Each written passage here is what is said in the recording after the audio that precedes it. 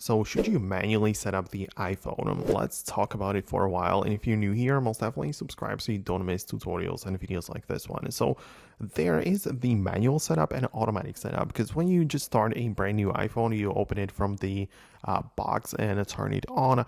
Through the setup process, it asks you if you want to set it up automatically from another iPhone, or you can also proceed with the manual approach, right?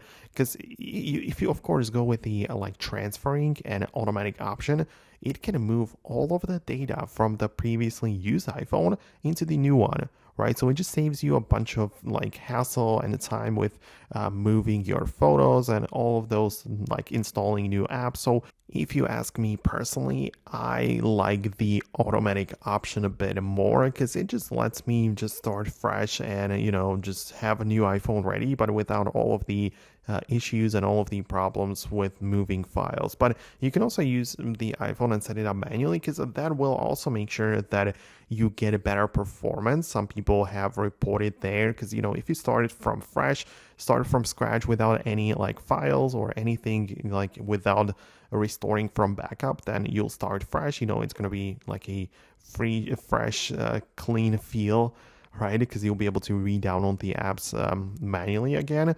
And you can perhaps even also avoid clutter, because it just helps you in avoiding the transferring of unnecessary files. Because if you go with the automatic option, perhaps you are also like moving over some files which you don't even know you have, and perhaps you don't even need anymore. So yeah, that's how it works. On the other hand, it takes more time to set it up manually, because you'll have to re-download the apps and just sign in and all of that, right? So it might take a while. And when it comes to like the two-factor authentication apps and those which are, kind of like these like more sensitive apps, they might require a complete reset up, right? So if you just transfer it from iPhone, it might be quicker though. So it depends, right? So these are a couple of thoughts which I had about this topic. Let me know what you think below. Most definitely subscribe for more, and I'll talk to you soon in the next videos as well. So thanks a lot, and I'll talk to you then.